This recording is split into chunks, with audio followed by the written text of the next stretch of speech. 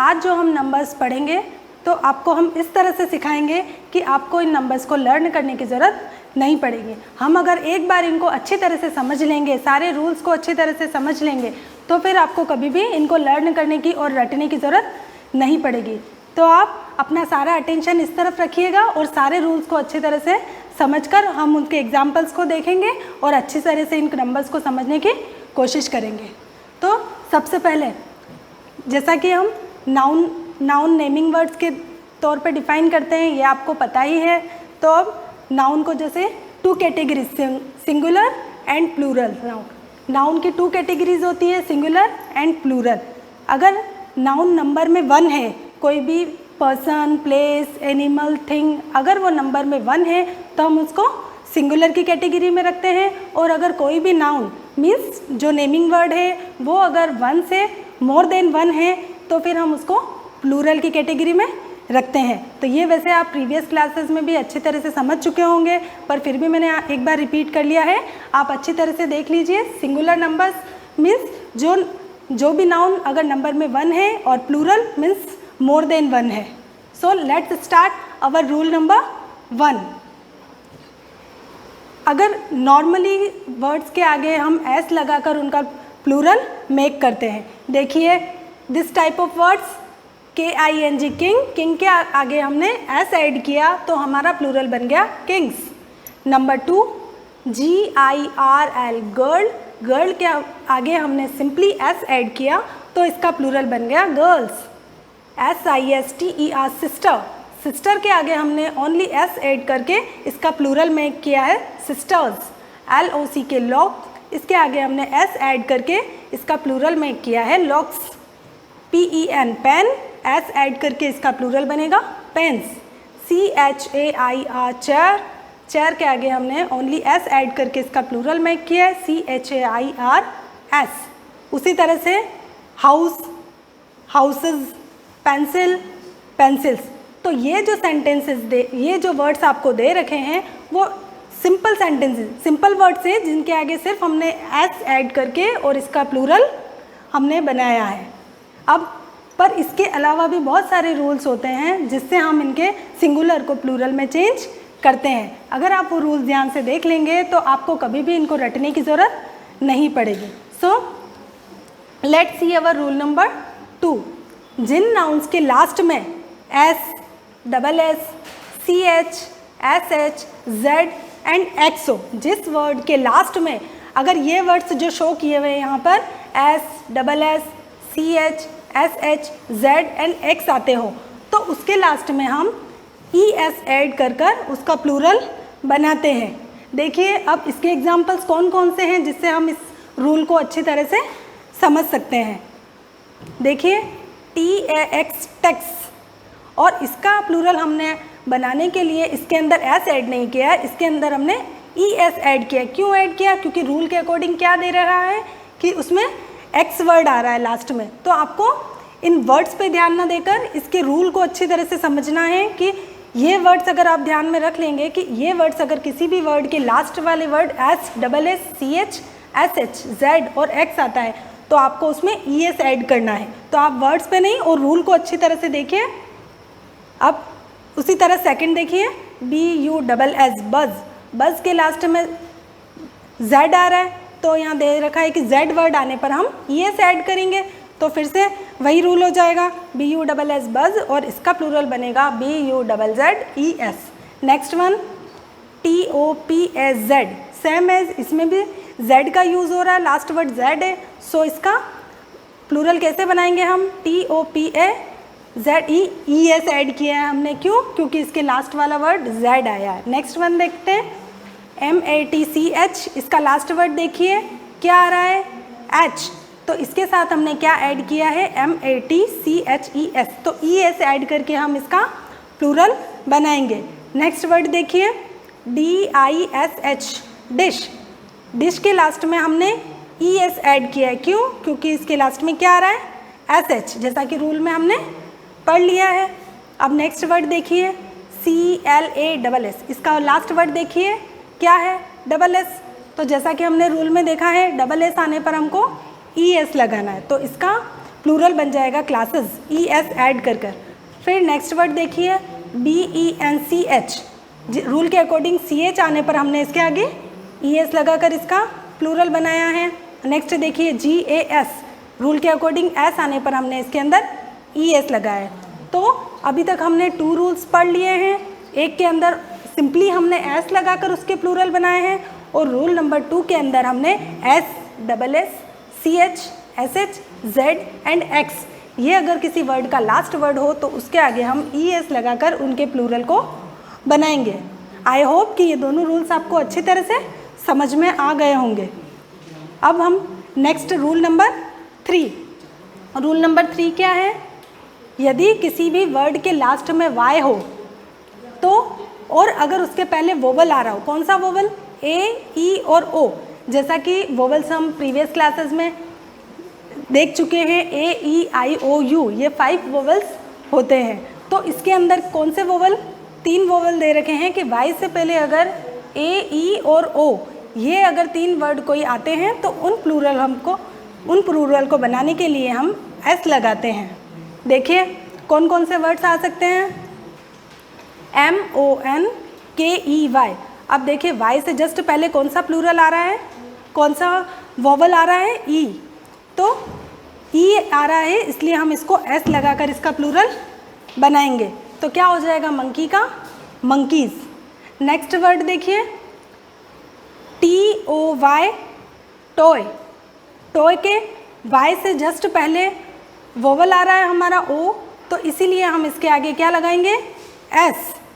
TOY का vowel, इसका plural बनेगा TOYS, toys. Next one BOY, boy. Boy का प्लूरल क्या बनेगा? BOYS। एस हमने क्यों ऐड कर रहे हैं? रूल के अकॉर्डिंग जब हमने देख रखा है कि Y से पहले अगर A, E, O, इनमें से अगर कोई वोवल साउंड आएगा तो हम इसको S लगाकर इसका प्लूरल बनाएंगे। नेक्स्ट वन देखते हैं KEY, की का प्लूरल बनाते वक्त हम इसमें S ऐड करेंगे KEYS, कीज़, क्योंकि Y से पहले क्या आ रहा है? E साउंड आ रहा है, E वोवल आ रहा है। तो हमने अभी तक 3 रूल पढ़ लिए। सिंपली S वाला, second SSS, CH, SH, Z and X आए अगर वर्ड के लास्ट में तो हम ES लगाकर उसका प्लूरल बनाएंगे। फिर हमने रूल नंबर 3 पढ़ा अभी, जिसके अंदर अगर वर्ड का, किसी भी वर्ड का लास्ट लेटर Y हो तो Y से पहले अगर A, E, O, इन तीनों में से अगर कोई वोवल आएगा तो हम उसको S लगाकर उसका प्लूरल बना सकते हैं। आई होप ये तीनों रूल्स आपको अच्छी तरह से समझ में आ गए होंगे। अब नेक्स्ट रूल देखते हैं हम। नेक्स्ट रूल क्या है? यदि किसी भी वर्ड के लास्ट में Y हो और उससे पहले कॉन्सोनेंट मीन्स आपको पता है जैसे A, E, I, O, U, ये 5 वोवल्स होते हैं और इसके अलावा बाकी जितने भी सारे लेटर्स होते हैं वो हम कॉन्सोनेंट के अंदर काउंट करते हैं। तो अगर इनके अलावा वोवल्स को छोड़ के जितने भी कॉन्सोनेंट हैं अगर वो Y से पहले आएंगे तो हम उसका किस तरह से प्लूरल बनाएंगे? देखिए कि अगर Y से पहले कोई कॉन्सोनेंट आएगा तो Y के बाद हम क्या ऐड करेंगे? IES। ये रूल आपको ध्यान में रखना है कि Y से पहले अगर वोवल साउंड आता है तो आपको ओनली S ऐड करना है, बट Y से पहले अगर कोई कॉन्सोनेंट आता है तो आपको IES ऐड करना है। इस दोनों रूल में आपको कंफ्यूज नहीं होना है क्योंकि दोनों में ही Y आ रहा है, बट इन दोनों में डिफरेंस क्या है? मेन डिफरेंस क्या है कि एक के पहले आएगा वोवल और एक के पहले आएगा कॉन्सोनेंट। तो अगर A, E, O में से कोई वोवल आता है तो आपको ओनली S ऐड करना है, बट अगर Y से पहले कोई कॉन्सोनेंट आता है तो आपको IES ऐड करना है। अब हम इसके एग्जांपल्स देख लेते हैं ताकि आपका कॉन्सेप्ट क्लियर हो जाएगा। CITY, T से पहले अगर Y से पहले कौन सा लेटर आ रहा है? T, तो हमने इसके आगे क्या ऐड किया? IES। Y हट के IES लग जाएगा, CITIES, सिटीज़। उसी तरह से आर्मी के आगे हमने Y को रिमूव किया है और IES ऐड किया है, आर्मीज़। उसी तरह से एनिमी का Y रिमूव करके IES ऐड किया, एनिमीज़। कंट्री का Y रिमूव करके IES ऐड किया है, कंट्रीज़। डेयरी के आगे Y रिमूव करके IES ऐड किया है, डेयरीज़। उसी तरह से स्पाई, स्पाइस। सो स्टूडेंट्स, आपको अच्छी तरह से समझ में आ गए होंगे ये सारे रूल, पर इसको आपको एक बार फिर से अच्छे से रिपीट करिए, देखिए, बार बार इन वर्ड्स को समझिए और रूल्स को देखिए। रटने की कोई भी ज़रूरत नहीं है, आपको अच्छी तरह से समझ में आ जाएगा। Thank you, have a great day.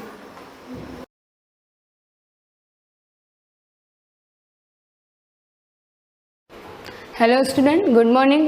Last मैंने आपको पढ़ाया था क्लास में नंबर्स के बारे में, और नंबर्स में मैंने आपको compare the numbers, ascending, descending और फॉर स्मॉलेस्ट ग्रेटेस्ट नंबर के बारे में बताया था कि 1 digit, 2 digit number, 3 digit number etcetera.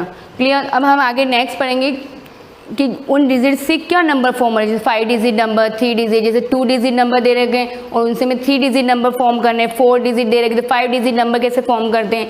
तो इस टाइप से हमें नंबर फॉर्म करना डिजिट से, तो वो मैं बता रही हूँ आपको। कल मैंने आपको थोड़ा बहुत बताया था। अब आगे नेक्स्ट देखना आपके 1.2 एक्सरसाइज 1.2 में question number 2, form the greatest and smallest 4 digit number using the following digit only once. इसमें 4 डिजिट नंबर है, अभी इसमें 3,502 अभी डिजिट दे रखी है आपको, तो इससे आप नंबर इजीली फाइंड कर लेंगे। मैंने आपको बताया था कि ग्रेटेस्ट नंबर जो भी होगा, ग्रेटेस्ट नंबर बनाना है तो सबसे फर्स्ट हमें ग्रेटेस्ट नंबर लिखना है, और स्मॉलेस्ट बनाना है तो सबसे हमें स्मॉलेस्ट नंबर लिखना है, और स्मॉलेस्ट नंबर में 0 होता है, बट यहाँ हमें 0 को सेकेंड पोजिशन पर लिखना है। क्लियर। अब आपके नेक्स्ट थर्ड क्वेश्चन देना, right the greatest and smallest 4 digit number using following digit only. अब इसमें 3 डिजिट दे रखी, बट आपको 4 डिजिट नंबर यूज़ करना है। और 4 डिजिट नंबर कैसे यूज़ करना है, लुक, यस, क्वेश्चन नंबर है आपके थर्ड, एक देख लो आप, 985, ये है आपके 985, तीनों डिजिट है, और इससे 4 डिजिट नंबर यूज़ करना है। अभी 3 डिजिट ही है, तो आप क्या करेंगे, जैसे बाई चांस हमें ग्रेटेस्ट नंबर बनाना है, ग्रेटेस्ट नंबर बनाना है। अब ग्रेटेस्ट नंबर के लिए हम क्या करेंगे, जो भी हाईएस्ट नंबर है उसको डबल टाइम रिपीट करना है, क्यों, हमें 4 डिजिट, 2 तो है हमारे पास, और हमें 1 की जरूरत है, तो 9 को रिपीट करना है। यहाँ पर 8 और 5 को रिपीट नहीं करना है, जो भी ग्रेटेस्ट है उसको रिपीट करना है। तो क्या हो जाएगा, 9985। और मैंने आपको कल ही बताया था कि इसमें आपको कॉमा यूज़ नहीं करके हम एक नंबर फॉर्म कर रहे हैं। क्लियर। तो ये कौन सा नंबर हो गया आपके ग्रेटेस्ट। ऐसे ही आपको इसमें स्मॉलेस्ट बनाना है, जैसे आपको इसमें स्मॉलेस्ट बनाना है, तो स्मॉलेस्ट में क्या होगा, जो भी स्मॉलेस्ट नंबर है उसको रिपीट करना है। अब इसमें स्मॉलेस्ट नंबर क्या है, 5, तो 5585, सॉरी 89,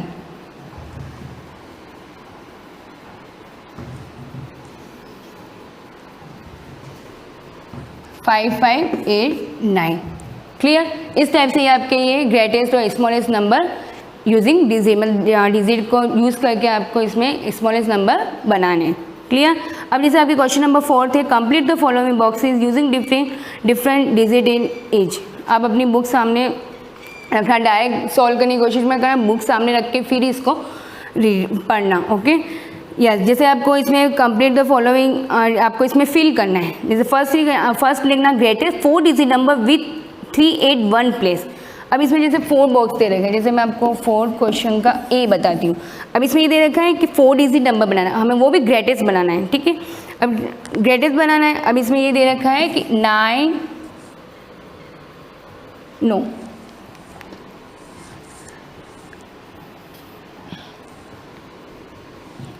ब्रैकेट दे रखा है, और आपको 3 बॉक्स ब्लैंक दे रखे, और लास्ट में दे रखा है 3, और 3 इसमें ये दे रखा है कि 1 प्लेस पर, मतलब आपके 3 1 प्लेस पे, इसको कुछ नहीं करना है। अब आपको क्या करना है, ग्रेटेस्ट। अब ग्रेटेस्ट हमारे नंबर कहाँ से स्टार्ट है, जो नंबर आ गया उसको फिर से लिखना नहीं है, उसके नेक्स्ट नंबर लिखना है। क्लियर। अब आपको इसमें सबसे ग्रेटेस्ट नंबर क्या होगा हमारे 1 डिजिट का, 9, तो 9।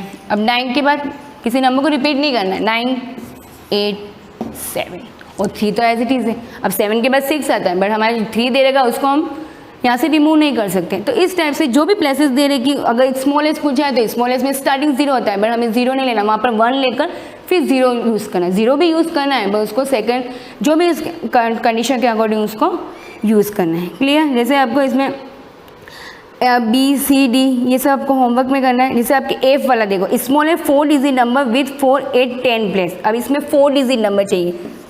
F देखना, इसे आपके F देखो, 2 बॉक्स है, इसमें भी यहाँ पर आपको 3 ब्लैंक है, और लास्ट में दे रखा है यहाँ 4 दे रखा है।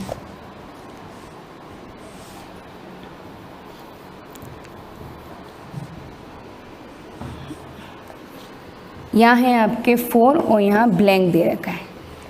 क्लियर। अब इसमें देखना, यहाँ पर स्मॉलेस्ट मैं एफ वाला बता रही हूँ आपको, और इसमें जो 4 है वो 10 प्लेस पे एज इट इज़ है। क्लियर। अब इसमें क्या करना है आपको, जो भी स्मॉलेस्ट नंबर में 0 है, और 0 हमें लेना नहीं है, हमें 0 सेकंड पोजीशन पे लेना है। तो फर्स्ट 0 के बाद कौन सा नंबर आ रहा है, 1।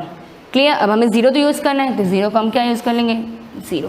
ठीक है। अब 0 हो गया, 1 हो गया, अब 1 के बाद क्या आएगा, 2। डायरेक्ट हम 3 नहीं ले सकते, 2। ऐसे नहीं कि आप 4 है तो 4 के नीचे 4 से स्मॉलेस्ट तो 3 होता है, बट जो सीरियल चल रहा है उसको तो लेना है, कोई भी नंबर मिस नहीं करना है आपको। क्लियर। तो ये हमारा जो नंबर बन गया 1042। तो इस टाइप से आपको जो भी रिमेनिंग क्वेश्चन है उसको साथ साथ में करते रहना है। Clear. Yes. Question number 5, right the greatest 5 digit number using only 1 digit. अब इसमें आपको क्या करना, 5 digit number only 1 digit means 1 digit means only for 1 digit. जैसे 9 यूज़ कर रहे हैं तो 9 ही यूज़ करना है, 1 यूज़ करें तो 1 ही यूज़ करना है। क्लियर। 0 है तो 0 ही यूज़ करना है। अब 0 को तो हम ऐसे 0 0 0 करके नहीं लिख सकते हैं, 0 के साथ कोई वैल्यू नहीं। अब जैसे 10 है, अब मैं आगे 1 करूँगी तब इसकी वैल्यू क्या हो जाएगी, 10 हो जाएगी। अब यहाँ पर हम 0 0 में 5 टाइम लगे तो उसकी कोई वैल्यू नहीं होगी, वो 0 ही कहलाएगा। पर अगर मैं 10 पीछे अगर मैं 2 0 अगर मैं यूज़ करती हूँ तो वो क्या हो जाएगा, 100 हो जाएगा। तो इस टाइप से आपको अगर 0 भी यूज़ करना है तो उसके आगे आपको पहले 1 लगाना ज़रूरी है। क्लियर। अब इसमें जैसे 5th क्वेश्चन में देखना, ग्रेटेस्ट नंबर, तो ग्रेटेस्ट नंबर 5 डिजिट क्या होगा, 999, 5 टाइम हो जाएगा ना 999, और इसमें आपको 1 डिजिट ही यूज़ करनी है। 1 डिजिट का मीन्स क्या हो जाएगा, 999, तो एक ही डिजिट यूज़ हो रही है। तो ये आपके क्वेश्चन हो जाएगा 5th वाला। तो इसमें क्या हो जाएगा, 999 आपको 5 टाइम यूज़ करना है। क्लियर। मतलब 99,999। अब ये आपके question number 6, right the smallest 6 digit number using only. अब इसमें दे रखा है कि स्मॉलेस्ट 6 डिजिट नंबर यूज़ करना है। अब इसमें जैसे 1 डिजिट, अब 1 डिजिट है, अब 1 डिजिट इसमें यूज़ करनी है। अब 1 डिजिट में सबसे स्मॉलेस्ट नंबर क्या होता है, 0 0 0, बट हम 0 0 यूज़ नहीं कर सकते। तो इसमें क्या हो जाएगा, 1 लेंगे। अब 0 के बाद हम 1 ले सकते, अब 1 ही यूज़ करनी है, इसमें only for 1 digit he use करनी है। या तो 0 करो या फिर 1 करो, बट हम 0 0 0 नहीं लिख सकते, वी कांट राइट 0, तो वी यूज़ 1, तो 1 1 1। तो इस टाइप से हम क्या लिखेंगे, 6 टाइम क्या लिख देंगे। जैसे आपके क्वेश्चन नंबर 6 है तो इसका आंसर क्या हो जाएगा, 1 1 1 1 1। क्या हो जाएगा, 6 टाइम हम 1 1, क्योंकि एक ही नंबर यूज़ कर रहे हैं ना, 1 डिजिट ही यूज़ कर रहे हैं। अब जैसे आपके बी वाला देखो 2 डिजिट, अब हमें इसमें 2 डिजिट यूज़ करनी है, 2 डिजिट यूज़ करनी है। इसका मीन्स एक तो 0 हो जाएगा और एक हम क्या लेंगे, 1 ले लेंगे। तो अब इसमें क्या हो जाएगा आंसर, डायरेक्ट तो हम 0 नहीं लेंगे, 1, और जो भी स्मॉलेस्ट नंबर है 0 उसको हम रिपीट कर देंगे, 1 2 3 4 5। क्लियर। अब ये क्या हो गया, ये क्या हो गया, 1 0 0 0 0 हो गए 6 डिजिट। तो इस टाइप से आपको नंबर यूज़ करना है। Question number 7, right the greatest and smallest 5 digit number using 2 different digit. अब इसमें आपको 2 डिफरेंट डिजिट यूज़ करनी है। अब हम नेक्स्ट प्लेस वैल्यू और फेस वैल्यू इन दोनों के बारे में पढ़ेंगे। ठीक है। प्लेस वैल्यू तो आपको वैसे पता है, 1 10 100 1000 10,000 लाख 10 लाख करोड़ 10 करोड़ आगे और भी। ठीक है। इसमें फेस वैल्यू, सबसे फेस वैल्यू क्या होती है, फेस वैल्यू जो भी नंबर दे रखा होगा और नंबर वो उसी का जो नंबर होगा वही उसकी क्या हो जाएगी, फेस वैल्यू। और प्लेस वैल्यू क्या होगी, जैसे अलग अलग पोजीशन पर होगा, वंस ये वंस पर, जैसे आपको मैं एग्जांपल के थ्रू बता देती हूँ।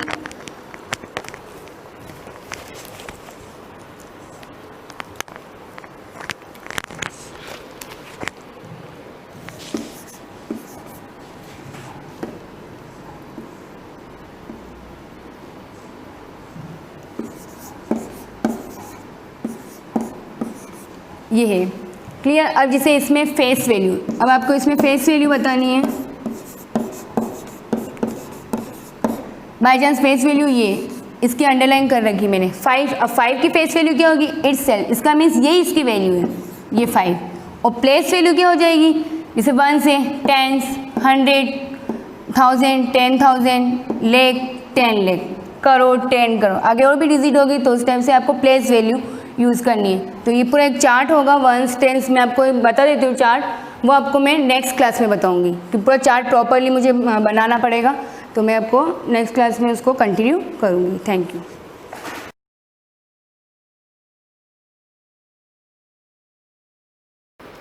Good morning students. हम हिस्ट्री का फर्स्ट चैप्टर पढ़ रहे थे, हाउ व्हेन एंड वेयर। इसका फर्स्ट वीडियो मैंने आपको बता दिया था और मैं मानती हूँ कि आपको कुछ तो इसमें समझ में आया हो, क्योंकि आपके लिए ये थोड़ा नया था। लेकिन जैसे जैसे हम पढ़ते जाएंगे आपका क्लियर होता जाए, क्योंकि फर्स्ट बार अपन किसी चीज़ को यूज़ करते हैं तो वो थोड़ी टफ लगती है, लेकिन धीरे धीरे क्या हो जाता है, जैसे प्रैक्टिस स्टार्ट हो जाती है उसके बाद वो ईजी लगने लगती है। तो मैंने आपको व्हाट इज़ हिस्ट्री, हिस्ट्री क्या होती थी उसके बारे में मैंने आपको बता दिया था। हिस्टोरियंस क्या करते हैं, हिस्ट्री के अंदर अपने को क्या क्या बताया जाता है, ये सारी चीज़ें हमने पढ़ ली थी। अब अपन इसका नेक्स्ट पॉइंट पढ़ेंगे, टाइम एंड डेट्स। ये बहुत ज़्यादा इंपॉर्टेंट है हिस्ट्री में। मैं आपको पहले से बता दूं, फर्स्ट लाइन ही ये आई थी, क्रोनोलॉजिकल अरेंज किया जाता है, यानी कि काल क्रम के अकॉर्डिंग उनको अरेंज किया जाता है। तो अब यहाँ पर फर्स्ट दे रखा है टाइम एंड डेट, यानी कि अगर हिस्ट्री में आप कुछ भी लिख रहे हो, हिस्ट्री हम पीछे का कुछ भी जान रहे हैं, तो उसमें अपने को जैसे आप लोगों ने, कुछ बच्चों ने हो सकता है सुना हो, उनके बड़े ब्रदर सिस्टर्स बड़ी क्लासों में पढ़ते हो तो उन्होंने कभी बताया होगा कि पानीपत का युद्ध कब हुआ था, खानवा का युद्ध कब हुआ था, तो उनके आगे डेट लिखी हुई होती है कि इस ईयर में ये युद्ध हुआ था। तो अब अगर वो डेट लिखी हुई नहीं होती तो हम लोग को नहीं पता जैसे सिंपल सा एक एग्जाम्पल देती हूँ, 1947 में हम आज़ाद हुए, हम आज़ाद तो हो गए, लेकिन अगर 1947 ईयर नहीं लिखा हुआ होता तो क्या हमको पता चलता कि हम आज़ाद कब हुए हैं। तो वो बैक टू बैक कह सकते हैं, पीछे की जो भी डेट लिखी हुई है वो हिस्ट्री में बहुत ज़्यादा इंपॉर्टेंट होती है। अगर टाइम और डेट नहीं लिखी हुई होती तो हमको किसी भी इवेंट के बारे में एक्यूरेट पता नहीं होता है कि कब घटना कौन सी घटित हुई है। अब देखो इसमें दे रखे 3 पार्ट्स दे रखे आपके। Historian have divided the past into 3 periods to make the study more easy. इन्होंने 3 पार्ट्स में बांटा है। फर्स्ट पार्ट दे रखा है प्री हिस्ट्री, ये तीनों बहुत इंपॉर्टेंट है। आप जो भी नोटबुक बना रहे हैं, आप अभी एक ही नोटबुक बनाना और उस नोटबुक में ये लिख भी लेना, इसके जो डिवाइडेशन कर रखे। फर्स्ट दे रखा है prehistory is about the period for which there are no written records, यानी कि प्री हिस्ट्री किसको कहेंगे, ऐसा समय जिसमें इतिहास के बारे में कोई भी लिखा हुआ तथ्य हमको नहीं मिला है। नो रिटर्न रिकॉर्ड्स दे रखा है, यानी कि कोई भी लिखित प्रमाण हमको नहीं मिला है, वो किसके अंदर जाएगा, प्री हिस्ट्री के अंदर। सेकेंड आता है proto history. Proto history is about the period during which culture और civilization had some semblance of written record but which are yet to be interpreted and understood। अब इसमें क्या दे रखा है, प्रोटो हिस्ट्री के अंदर रिकॉर्ड तो थे आपके पास, कल्चर यानी कि हमारी संस्कृति की, और सिविलाइजेशन हम लोग कैसे नागरिक थे, हमारी सभ्यता के बारे में। हेड सम सेम्बलेंस दिखा हुआ तो था रिटर्न रिकॉर्ड्स का, यानी कि लिखे हुए तो थे, लेकिन which are yet to be interpreted and understood, लेकिन न तो इंटरप्टेड का मीन्स होता है उसका विश्लेषण करना, उसकी व्याख्या करना, लेकिन ना ही तो हम उनको समझ सकते थे और ना ही उनकी व्याख्या की हुई थी, यानी कि इनको कह सकते हैं अपन इनकम्प्लीट थे तो सही, लेकिन कंप्लीट डॉक्यूमेंट्स नहीं थे, तो जिससे भी हम कुछ आसानी से समझ नहीं सकते हैं।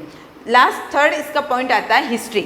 देखो 3 हो गए, प्री हिस्ट्री, प्रोटो हिस्ट्री और हिस्ट्री। अब हिस्ट्री किसको कहेंगे, ऐसा समय, history is about the period for which written records are available, ऐसा समय जिसमें हमको रिटर्न रिकॉर्ड्स मिले हैं, जिससे कि हम हमारे इतिहास के बारे में अच्छे से जानकारी जुटा सकते हैं, हम प्राप्त कर सकते हैं। 3 पार्ट हो गए, प्री हिस्ट्री, प्रोटो हिस्ट्री और हिस्ट्री। प्री हिस्ट्री और हिस्ट्री का क्वेश्चन आपके पीछे भी दे रखा है, दोनों में डिफरेंस आता है प्री हिस्ट्री और हिस्ट्री में। तो प्री हिस्ट्री में क्या हो गया, नॉट रिकॉर्ड अवेलेबल, और इसमें हिस्ट्री में रिकॉर्ड्स आर अवेलेबल। ये सिंपल से आपके डिफरेंस हो गया। अब दे रखा है dating the events of history. अब सबसे इम्पोर्टेंट बात ये आती है, क्योंकि ये नॉलेज बहुत कम लोगों के पास होता है कि जो हमारे डेट दे रखी होती है। आप लोगों ने कहीं न कहीं बुक में तो पढ़ा होगा, और नहीं भी पढ़ा तो देखते हैं हम आगे जो भी ईयर या कुछ भी लिख रखा है, जैसे लिख रखा है 1851 BC, 1851 C, 1851 AD, कुछ भी लिख रखा है। तो अब ये डिसाइड कैसे हुआ कि AD लिखेंगे, कि BC लिखेंगे, C लिखेंगे, ये कैसे डिसाइड हुआ है, वो ये बहुत इंपॉर्टेंट और बहुत अच्छा नॉलेज के लिए है। इसको अच्छे से देखना क्या दे रखा है। It is necessary to arrange past event in their order of occurrence in time as there is no agreement on when time began, क्योंकि उस समय कब क्या शुरू किया जाए ऐसा कोई एग्रीमेंट नहीं हुआ था। Historians adopted the system of recording date in terms of whether they occurred before और after the beginning of the year of the birth of Jesus Christ. अब उस समय कुछ भी डिसाइड नहीं हुआ था कि हम लोग जो डेट लिख रहे हैं वो कैसे लिखे, क्या करें। तो उन्होंने एक बेस माना। बेस क्या माना उन्होंने, जीसस क्रिस्ट, आप लोगों ने नाम सुना होगा, यीशु मसीह जिसको अपन बोलते हैं, जीसस क्रिस्ट का जो बर्थ हुआ था उसको उन्होंने बेस मान लिया था। अब बेस मान के उन्होंने क्या किया, उस बेस को एक ईयर 1 का नाम दे दिया। जैसे कि सिंपल सा मेरा जन्म हुआ है, कभी भी मान लूँ मैं 1993 कुछ भी मानती हूँ, तो 1993 को मैंने क्या माना है, बेस माना है। अब जो भी पास्ट की घटनाएं लिख रहे हैं तो मेरा बेस मान के और उसके पीछे की घटनाएं यानी कि 1993 के पहले की और 1993 के बाद में, तो यहाँ पर जो बेस माना है वो किसका माना है, जीसस क्रिस्ट के बर्थ का माना है। और उसको उन्होंने क्या डिक्लेयर कर दिया, ईयर 1। जीसस क्रिस्ट का जो बर्थ हुआ था उसको उन्होंने क्या डिक्लेयर कर दिया था, ईयर 1।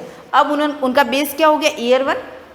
अब वो जो भी इवेंट्स लिखते थे, जो भी घटनाएं लिखते थे, वो क्या मानी जाती थी, ईयर 1 के पहले या ईयर 1 के बाद में। देखो क्या दे रखा है, so the year of Jesus birth was considered as a year 1 दे रखा है। The year before year 1 are known as before Christ. देखो क्लियर दे रखा है, द ईयर बिफोर ईयर 1 यानी कि ईयर 1 के जो पहले हुआ उसको क्या कहा गया, बिफोर क्रिस्ट, और इसको शॉर्ट में बोलते हैं बीसी। पीछे क्वेश्चंस पे आता है बीसी की फुल फॉर्म क्या होती है, बीसी की फुल फॉर्म क्या होती है, सी की फुल फॉर्म क्या होती है, ठीक है। And the years after that are known as anno domini और एडी, और जो उसके बाद में हुआ उसको क्या नाम दिया गया, एनो डोमिनी, और इसको शॉर्ट में बोलते हैं एडी। ये पूरा पैराग्राफ अंडरलाइन कर लेना। Which is Latin means in the year of our lord, यानी कि इसका लैटिन मीन्स क्या निकल गया, अपने भगवान का वर्ष कह सकते हैं, in the year of our lord यानी कि अपने भगवान का साल। This terms BC and AD are often replaced with before the common era. अब BC एंड AD को किस में रिप्लेस कर दिया गया, बिफोर द कॉमन ईरा, और इसकी फुल फॉर्म है इसकी शॉर्ट फॉर्म दे रखी है BCE एंड कॉमन ईरा, ठीक है, common era CE। We use the term circa, ये किसके लिए आता है, आप लोगों ने एक मैथ्स में वर्ड पढ़ा होगा अप्रोक्सीमेटली यानी कि लगभग, तो यहाँ पर ये सिरसा का मतलब शॉर्ट में अपन लिखते हैं सी, यानी कि कोई इवेंट कब घटित हुआ, जब अपने को फिक्स डेट पता नहीं होती तो अपन उसके आगे क्या लगाते हैं, सी, यानी कि लगभग इस साल ऐसा हुआ होगा। When the date of an event is not known for the sure, देखो दे रखा है, जब अपने को किसी इवेंट के बारे में पक्का पता नहीं होता है कि ये घटना कब घटित हुई थी, तो उसके आगे अपन क्या लगाते हैं, सी लगाते हैं। बहुत काम की चीज़ें हैं इसमें। फर्स्ट बेस क्या माना था, जीसस क्रिस्ट का बर्थ, और उसको क्या बेस मान दिया था, ईयर 1। अब इसमें जो पहले हुआ था बिफोर क्रिस्ट कर दिया, बाद में हुआ उसको एनो डोमिनी, फिर इसको रिप्लेस किया तो BCE आ गया, और इधर आ गया कॉमन ईरा। तो ये बहुत सारी शॉर्ट फॉर्म भी बन जाती है, आप अपने नोटबुक में नोट कर देना, BC, AD, BCE और CE और C, यानी कि 5 आप के शॉर्ट्स लिख देना और इधर आप फुल फॉर्म लिख देना एक टेबल बना के, ठीक है। अब जो नेक्स्ट पॉइंट दे रखा है, applying geography to interpret the past, ये थोड़ा बड़ा टॉपिक है तो ये अपने होगा नहीं, मैं आपको बेसिक सा समझा देती हूँ क्या होता है इसके अंदर, कि आपको अपना पास्ट समझने के लिए ज्योग्राफी भी समझनी पड़ती है। ज्योग्राफी क्यों समझनी पड़ती है, ज्योग्राफी के अंदर होता क्या है, आप लोगों को नहीं पता क्या होता है ज्योग्राफी के अंदर।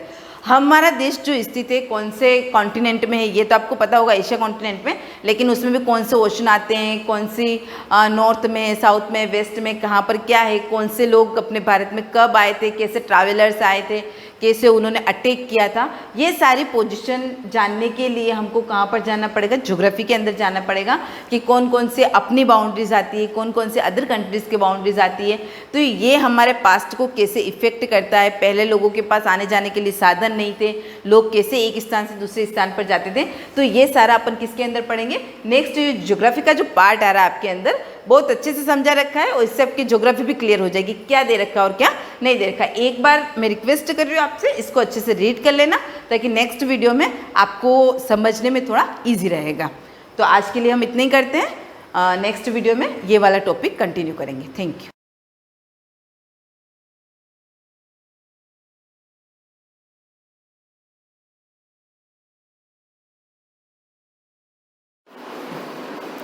Good morning class.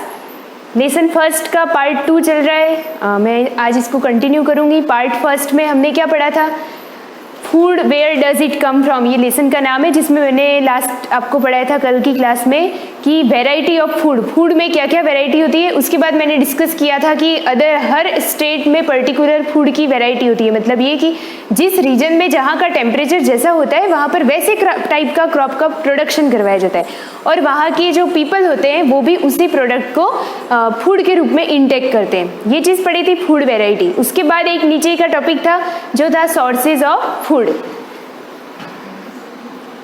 ये चीज़ पढ़ी थी, फूड एंड न्यूट्रिएंट्स। फिर फंक्शन ऑफ फूड पढ़े थे, food variety in India, and last छोड़ा था सोर्सेज ऑफ फूड। फूड के जो सोर्सेज होते हैं वो कहाँ कहाँ से होते हैं, दैट मीन्स ये पढ़ा था मैंने, ये डिस्कस किया था कि हमारा फूड जो होता है वो सिर्फ प्लांट से ही नहीं मिलता, वो एज वेल एज एनिमल से भी हमको मिलता है। जैसे ये कि आप ये सोचोगे कि हम वेजिटेरियन है, हम नॉन वेजिटेरियन है, तो उसमें कैसे, तो ये कि अगर कोई नॉन वेजिटेरियन भी होता है तो वो भी एनिमल प्रोडक्ट को इंटेक करता है फूड की फॉर्म में। कैसे, जैसे वेजिटेरियन, हम सब वेजिटेरियन हो अगर, तो हम फूड के लिए एनिमल से क्या लेंगे, मिल्क लेंगे, मिल्क और अदर प्रोडक्ट लेंगे। मिल्क से बहुत सारी चीज़ें बनती, तो हम ना सिर्फ प्लांट पे एज वेल एज एनिमल पे भी अपने फूड के लिए डिपेंड होते हैं। अब नेक्स्ट टर्न पेज करते हैं, ये फूड फ्रॉम प्लांट्स, इसको समझते हैं आज। फूड फ्रॉम प्लांट मतलब ये कि हमारा जो फूड है वो प्लांट से कैसे कैसे आ रहा है, मतलब प्लांट के कौन कौन से पार्ट है, ऐसे कौन कौन से प्लांट है जिनसे हमें फूड प्रोवाइड होता है। Many plants or plant parts are eaten as food by human. These are either eaten raw like cucumber or cooked before eating like potato. मतलब ये कि बहुत सारे ऐसे प्लांट होते हैं जिनके कुछ पार्ट्स होते हैं जिनको हम खाते हैं। कुछ प्लांट ऐसे होते हैं जिनके सेलेक्टिव पार्ट को ही हम खा सकते हैं, सारे पार्ट्स नहीं खा सकते। कुछ प्लांट ऐसे होते हैं जिनके एक या दो पार्ट हम खा सकते हैं। जैसे कुछ वेजिटेबल होती है, तो वेजिटेबल जो होती है वो फ्रूट्स की फॉर्म में होती है जिनका हम यूज़ करते हैं या जिनको हम खाते हैं। These are either eaten raw like cucumber और cooked before eating like potato. मतलब ये कि कुछ चीज़ें हैं जिनको रॉ कच्चे फॉर्म में खाते हैं बिना कुक किए, जैसे कुकुम्बर कच्चा खाते हैं हम, और दूसरा जो होता है पोटैटो, जैसे एग्जाम्पल बता रहा है ये कि पोटैटो को हम कुक करके खाते हैं क्योंकि वो रॉ जो होता है कच्चा जो होता है वो अच्छा नहीं लगता टेस्ट में। सीरियल्स देखते हैं, फर्स्ट क्या था, फूड फ्रॉम प्लांट, उसमें सबसे फर्स्ट पॉइंट है सीरियल्स। तो आप फूड फ्रॉम प्लांट हेडिंग डाल के आप लिख देना उसमें सीरियल्स, और सीरियल्स में आप पूरी लाइन ना लिख करके सिर्फ ये लिख देना कि कौन कौन से प्लांट्स हैं जो सीरियल्स की कैटेगरी में आते हैं। सीरियल्स का पर्टिकुलर मीनिंग होता है वो सारे जो अनाज की कैटेगरी में आते हैं। अनाज कौन कौन से आपको पता ही है, फूड ग्रेन्स जिनको बोलते हैं। Cereals are the food grains produced by crops like wheat, barley, millet, maize, rice etcetera. इन सबका नाम आपने सुना है, wheat, barley, bajra, millet, maize, rice etcetera. Wheat is used for making chapatis, सबके घर में चपाती व्हीट की बनती है generally. Breads and cakes, breads और केक बनते हैं। Barley is used for making chapati, barley का भी use as well as chapati में भी किया जाता है, ब्रेड में भी किया जाता है। और बेवरेजेस, एक टर्म आया है शायद आपके लिए नया हो, बेवरेजेस। बेवरेजेस का मीनिंग होता है पीने जैसी चीज़ें, जैसे ड्रिंकेबल मटेरियल, ऐसी चीज़ें जिनको हम खाते हैं लेकिन वो सॉलिड फॉर्म में नहीं, वो लिक्विड फॉर्म में होती है, उनको बोलते हैं beverages. Any drink other than water, beverage की अगर डेफिनेशन लिखो आप, बेवरेज क्या चीज़ है ये सब तो आपको पता है, चपाती, ब्रेड एटसेट्रा सारे सुने हुए। ये वर्ड नया है तो आप लिख सकते हो इसको, any drink other than water. Water के अलावा जितनी भी लिक्विड चीज़ें होती है, एग्जाम्पल कॉफ़ी, टी, ये सब किस में आती है, एल्कोहल, ये सब चीज़ें बेवरेजेस में आती है। तो ये सारी चीज़ें बार्ले इनसे भी बनाई जा सकती है। बेवरेज यानी बहुत सारे अल्कोहल वगैरह होते हैं जो वाइन, शराब, वो जो होती है वो सीरियल्स यानी अनाज को सड़ाने से भी बनती है etcetera. Rice is used for preparing idlis, हम सब जानते हैं, dosas and the like. Cereals are, ये जो है ना ये हिंदी नेम है इसलिए इनको थोड़ा सा इटैलिक में लिखते हैं तिरछा। Idlis, dosas and the like. Cereals are a rich source of carbohydrate which provide us energy. मतलब सीरियल्स से सबसे ज़्यादा अगर कुछ मिलता है तो वो क्या है, carbohydrate, which provide us energy, जो हमें एनर्जी देता है। हम जो फूड खाते हैं, न्यूट्रिएंट्स की अगर मैं एक शॉर्ट में बात करूं तो न्यूट्रिएंट्स में कौन आता है, कार्बोहाइड्रेट, प्रोटीन, फैट, विटामिन और मिनरल। विटामिन और मिनरल जो होते हैं वो किस कैटेगरी में आते हैं, विटामिन, मिनरल प्रोटेक्टिव फूड है, जिनसे हमें ऐसी चीज़ें, विटामिन मिनरल लेने से क्या होता है, बॉडी में कोई बाहर से ऑर्गेनिज्म आ जाता है लाइक वायरस, बैक्टीरिया, तो उनको वो प्रोटेक्टिव फूड जो होते हैं मिनरल्स, इनको खाने से वो हमको प्रोटेक्शन देते हैं, बाहर की बीमारियों से लड़ने की कैपेबिलिटी या क्षमता देते हैं, तो उसको बोलते हैं हम प्रोटेक्टिव फूड, मिनरल्स और विटामिन। दूसरे कौन से बचे, कार्बोहाइड्रेट, फैट, प्रोटीन। तो ये जो होते हैं कार्बोहाइड्रेट, फैट, प्रोटीन, इनसे भी अलग अलग चीज़ें मिलती है। सबसे पहले कार्बोहाइड्रेट की अगर बात करें तो कार्बोहाइड्रेट जिस भी चीज़ में होगा वो चीज़ अगर आप खाओगे तो आपको उससे एनर्जी मिलेगी। Carbohydrate which provide us energy, और जितने भी सीरियल्स होते हैं उन सब में क्या होता है, कार्बोहाइड्रेट। यहाँ कुछ पिक्चर्स दे रखे हैं, आपकी बुक में और क्लियर होगा, बार्ले, मेज, राइस एट्सेट्रा, और ये है व्हीट का। अब लेते हैं वेजिटेबल। पहला क्या पढ़ा, फूड फ्रॉम प्लांट में सीरियल्स यानी प्लांट से मिलने वाले अनाज। अब दूसरे क्या देख रहे हैं हम, वेजिटेबल, फूड प्लांट से मिलने वाला वेजिटेबल। कौन कौन से प्लांट है जिनसे वेजिटेबल मिलता है, हम सबको पता है। हम कौन कौन सी वेजिटेबल डेली यूज में खाते हैं, we eat many leafy vegetable. Leafy vegetable यानी पत्तेदार सब्जियां। The leafy vegetables are the leaves of the plants, for example spinach, spinach means palak, are the leaves of the plant which we eat as a vegetable. अब देखो, कुछ हमारे दिमाग में ये आता है कि हम प्लांट के फ्रूट खाते हैं, लेकिन सारे प्लांट के फ्रूट नहीं खाते। कुछ ऐसे प्लांट भी होते हैं जिनके फ्रूट को हम ज़्यादा नहीं खाते, उसकी दूसरी चीज़ों को खाते हैं। जैसे स्पिनेच हो गया, पालक, उसका हम क्या खाते हैं, सिर्फ लीव्स खाते हैं। Which we eat as a vegetable, पालक में जो पत्तियाँ वाला पोर्शन होता है, लीव्स, उसी को हम वेजिटेबल के रूप में यूज़ करते हैं। Similarly the leaves of mustard plant, सरसों की प्लांट की जो पत्तियाँ होती है जिसको हम बोलते हैं साग, सरसों का साग, सुना होगा आपने, ऑल्सो ईटन एज वेजिटेबल, उसको भी वेजिटेबल फॉर्म में खाया जाता है। इट इज़ कॉल्ड सरसों का साग, ये लिख के आ गया। कैबेज एंड लेट्यूस, कैबेज पता है आपको, जिसको हम कॉमनली बोलते हैं पत्ता गोभी, एंड लेट्यूस ये जो होता है आर ऑल्सो लीफी वेजिटेबल, ये भी लीफी वेजिटेबल है। Whose leaves are eaten as food, इनकी पत्तियों को फूड वेजिटेबल के फॉर्म में हम खाते हैं। तो फूड फ्रॉम प्लांट में आप नोट्स कैसे बनाओगे, फूड फ्रॉम प्लांट हेडिंग डालोगे, उसके नंबर में फर्स्ट लिखोगे सीरियल्स, सीरियल्स में आप 2-3 ग्रेन्स का नाम लिख दोगे, जैसे व्हीट, बार्ले, मेज एट्सेट्रा। फिर आप सेकेंड पॉइंट पकड़ोगे वेजिटेबल वाला, उसमें 2-3 वेजिटेबल के नाम लिख दो, स्पिनेच और लेट्यूस और कैबेज। देन थर्ड पॉइंट में आप मेंशन करोगे फ्रूट्स, ये जो दे रखा है ये उसके पिक्चर थे, लीफी वेजिटेबल। थर्ड पॉइंट में मेंशन करोगे fruits, there are some plants which store food in their fruit, so we eat the fruits of such plant as food. For example apple, orange, peach, mango, pears, banana, plums, grapes, guava and pomegranate etcetera. ये सब fruits के नाम बताएं, सारे नाम आपने सुन रखे होंगे। तो ये जो फ्रूट है ये वो पोर्शन है जो प्लांट के फ्रूट पोर्शन में होता है, मतलब ये कि अपना प्लांट जो होता है वो अपनी सारी ग्लूकोज को फ्रूट पोर्शन में इकट्ठा करता है। अब वो फ्रूट पोर्शन जो होगा उसी को हम फ्रूट के रूप में खाएंगे, ठीक है।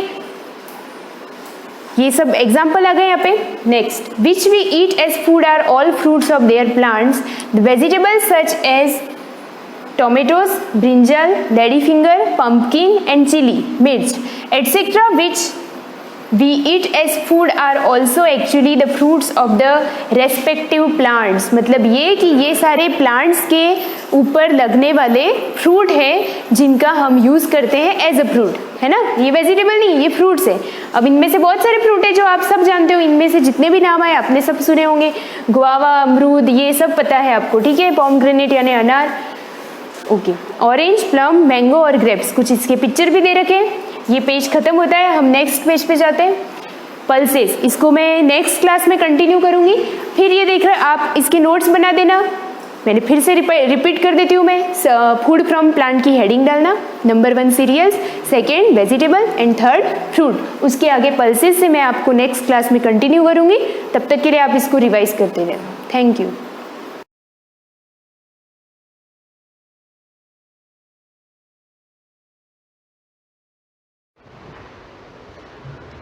Good morning students. जैसा कि पिछली क्लास के अंदर हमने भोजन के प्रमुख स्रोत के बारे में पढ़ा, आज हम आगे पढ़ते हैं।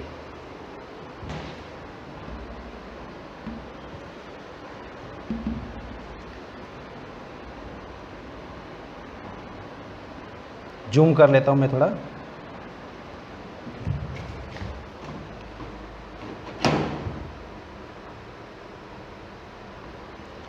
आप भी अपनी बुक्स ओपन कर लो और साथ के साथ पढ़ते रहो ताकि आपके भी दिमाग के अंदर बैठ जावे। क्या पढ़ रहे हैं हम? भोजन के रूप में पौधे के भाग और जंतु उत्पाद। पिछली बार हमने पढ़ा था भोजन के स्रोत, जो हमें पौधों से भी प्राप्त होते, जंतुओं से भी प्राप्त होते हैं। अब हम पढ़ेंगे भोजन के रूप में पौधों के भाग। पहली बात तो मैं ये बता देता हूँ कि पौधों के अलग अलग भाग कौन कौन से होते हैं। जैसे आपके सामने एक पौधा दे रखा है, जिसको हमने 2 भागों में बांट दिया है। पौधों को 2 भागों में बांट दिया, एक जमीन के नीचे वाला भाग, एक जमीन के ऊपर वाला भाग। जो जमीन के नीचे है उसको हम मूल तंत्र कहेंगे। जमीन के नीचे वाला भाग दिख रहा है ना, मूल तंत्र यानी जड़ वाला भाग। जमीन के ऊपर वाला भाग जिसको हम कहेंगे प्ररोह तंत्र। पौधों को 2 भागों में बांटा है, मूल तंत्र, प्ररोह तंत्र। जमीन के नीचे मूल जड़ ही होती है, वो मूल तंत्र कहलाती है, जिसको भी 2 भागों में बांटा है, प्राथमिक मूल और द्वितीय मूल। ऊपर वाले भाग में प्ररोह तंत्र, जिसमें आपको दिख रहा है तना। जैसे भूमि से ऊपर क्या होता है? तना, फिर आता है पत्ती, फूल और फल इत्यादि। तो ये पौधों के अलग अलग भाग हैं। अब इन भागों का उपयोग हम खाने के अंदर कैसे लेते हैं? कौन कौन से भाग हैं पौधों को जिनका उपयोग हम खाने के लिए करते हैं? जैसे पौधे हमारे भोजन का एक मुख्य स्रोत है। हम पौधों पर भोजन के लिए निर्भर हैं। हम पौधों के कौन से भाग का उपयोग करते हैं? खाने के लिए, खाद्य के रूप में। जैसे आप बहुत सारी सब्जियां खाते हो जो पत्तियों की होती है, पत्तियों से। अब कुछ पौधे जो फलों को भोजन के रूप में खाते हैं, कुछ पौधे ऐसे भी होते हैं जिनको हम फलों के रूप में खाते हैं। कभी हम जड़ तो कभी तना और कभी पुष्प भी भोजन के रूप में खाते हैं। यानी कि पौधों के कौन कौन से भाग का उपयोग हम कर रहे हैं? सबसे पहले पत्ती। पत्तियों की बहुत सारी पत्तियां होती है पौधों की, ऐसे पौधे होते हैं जिनका उपयोग हम भोजन में करते हैं। कुछ पौधे होते हैं जिनका हम तने वाले भाग का उपयोग करते हैं। कुछ पौधे के भाग ऐसे होते हैं जिसका फल का उपयोग भी हम खाने के लिए करते हैं। तो हम पत्ती, जड़, तना, फूल आदि पौधों के भागों को हम खाद्य पदार्थ के रूप में उपयोग में लेते हैं। अब जैसे आगे देखो एक सारणी दे रखी 1.4, आप अपनी बुक्स के अंदर भी निकाल दीजिए कि भोजन के रूप में पौधों के कौन से भाग है। जिससे आपके इसके अंदर 3 भागों में दिखा है। खाद्य पदार्थ के मुख्य स्रोत की तरफ पौधा है, यानी कि संगठन, और पौधों का भाग जो हमें संगठन देता है। बैंगन का भरता आपने खाया है। अब बैंगन का भरते के अंदर कौन कौन से चीज़ होते हैं? बैंगन होता है, मिर्च मसाले होते हैं, जैसे तेल, मूंगफली, सरसों, सोयाबीन, कोई सा भी हो सकता है। अब देखो बैंगन क्या चीज़ है? पौधे का फल। पौधे का कौन सा भाग खाया हमने? फल। ठीक है। अब जैसे तेल, मूंगफली, सरसों, सोयाबीन, ये पौधे के कौन से भाग से? बीज से। बीज से हम क्या करते हैं? तेल निकाल रहे हैं। जैसे मूंगफली का तेल, सरसों का तेल, सोयाबीन का तेल। तो हम बीज का उपयोग भी हम खाद्य पदार्थ यानी खाने के लिए कर रहे हैं। तो इस प्रकार आप एक एक चीज़ लिखकर उसकी सारणी बना सकते हैं कि हम जैसे मान लो कोई भी चीज़ खाई, जैसे बैंगन का भरता खाया, उसमें क्या क्या था, वो उनका स्रोत यानी कि वो हमें किससे प्राप्त हुआ। नेक्स्ट देखो आप, इसको भी मैं जूम कर लेता हूँ।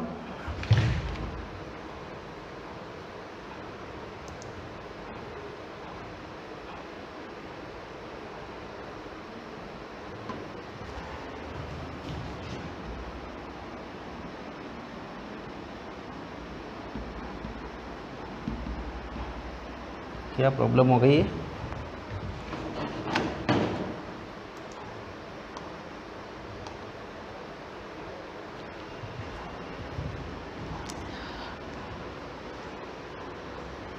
आप अपने आसपास बहुत सारे पेड़ पौधे देखते हैं। अब उन पेड़ पौधों में कौन सा पौधा खाने युक्त है, इसका भी आप पता लगा सकते हैं कि कौन सा जहरीला है और कौन सा खाने लायक। जैसे कुछ अपन क्रियाकलाप भी करते हैं।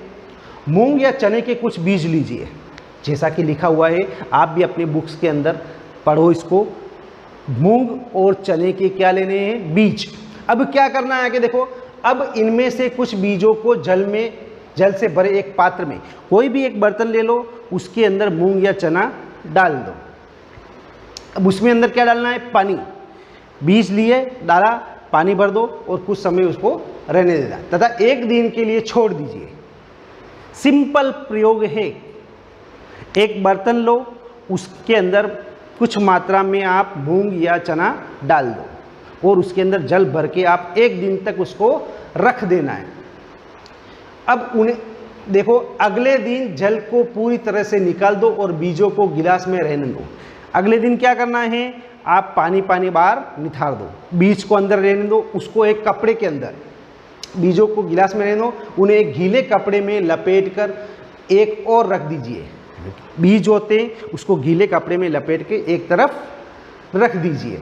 अब क्या पाओगे आप देखोगे कि उसके अंदर क्या क्या परिवर्तन होता है। तो उसके अंदर एक छोटी सी सफ़ेद संरचना निकल आती है, जैसा कि चित्र के अंदर देख लो आप। ये मूंग है जिसको हमने भिगो कर रखा था 1 दिन के लिए, फिर बाहर निकाल कर हमने गीले कपड़े में लपेट कर साइड में रख दिया, तो उसके अंदर एक सफ़ेद संरचनाएं निकल आती है। तो ये अंकुरण हो गया, अंकुरित हो गए बीज, क्या हो गए, अंकुरित।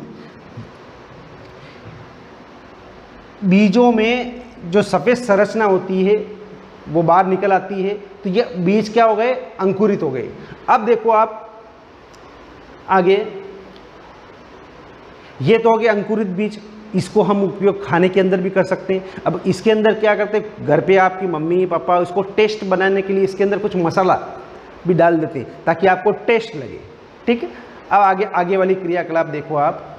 एक चीज़ है शहद, मधुमक्खी का जो शहद होता है ना, जैसे जो चित्र के अंदर आपके चने का भी वो दे रखा है जिसके अंदर अंकुरण हो गया, हमने मूंग का भी देखा था उसके अंदर अंकुरण हो गया। अब आगे पढ़ेंगे मधुमक्खी, आप जानते हो जिससे हमें शहद प्राप्त होती है। आपने देखा होगा मधुमक्खी फूलों का रस चूसती है और अपने छत्ते पर जाती है और उसमें शहद बनता है, उसका उपयोग भी हम खाने के लिए करते हैं।